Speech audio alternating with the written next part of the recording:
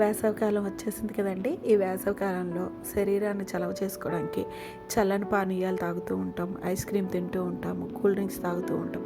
అలా కాకుండా ఇలా చేసుకొని తిన్నారనుకోండి, ఒంటికి చాలా చలవనిస్తూ శరీరానికి కావాల్సిన పోషక విలువలన్నీ ఇందులోనే దొరుకుతాయండి. హాయ్ అండి, అందరు ఎలా ఉన్నారు? బాగున్నారా? నేనైతే చాలా బాగున్నానండి. మన ఛానల్కి స్వాగతం, సుస్వాగతం.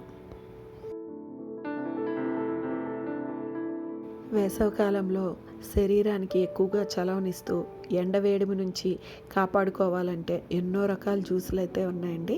వాటిలో బూడిద గుమ్మడికాయతో కూడా జ్యూస్ చేసుకోవచ్చండి. కానీ ఈరోజైతే బాగా చలవ చేసి శరీరానికి కావాల్సిన పోషక విలువలను అందిస్తూ మంచి ఎనర్జెటిక్గా ఉండి బరువు తగ్గే దానికి ఈ బూడిద గుమ్మడికాయతో ఇలా చేసుకు తిన్నారనుకోండి, చాలా మంచిదండి. ఎన్నో ఆరోగ్య ప్రయోజనాలు అయితే ఇందులో ఉన్నాయి. ముదురుగా ఉన్న బూడిద గుమ్మడికాయ తీసుకుంటే దానికి పైన చెక్కు తీసుకోవాలండి. లేతదైనా సరే వాటిని ఇలా చిన్న చిన్న ముక్కలుగా కట్ చేసి మజ్జిగ బాగా పలచం చేసుకొని దాంట్లో ఈ బూడిద గుమ్మడికాయ ముక్కలు వేసుకొని కొంచెం పసుపు, కొంచెం రుచికి తగ్గట్టుగా ఉప్పు వేసుకొని మజ్జిగలో వేసి ఈ బూడిద గుమ్మడికాయ ఉడికించామనుకోండి, ఎన్నో పోషక విలువలు అయితే వస్తాయండి. ఇలా గనక ఈ కూరని తీసుకున్నామనుకోండి, శరీరానికి తక్షణ శక్తిని ఇస్తూ ఈ ఎండల వల్ల వచ్చే వడదెబ్బని, నీరసాన్ని కూడా తగ్గిస్తుందండి.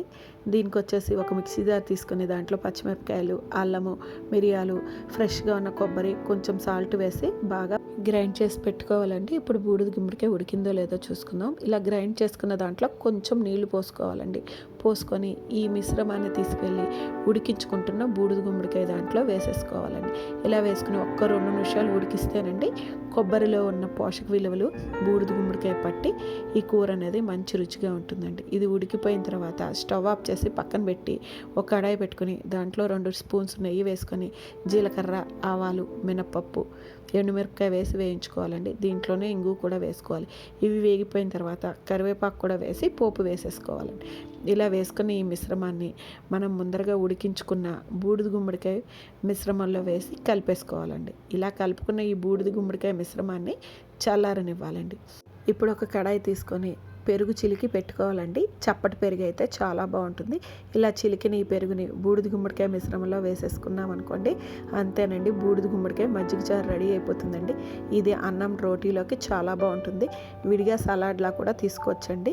వీడియో నచ్చిందా? అయితే లైక్ చేయండి.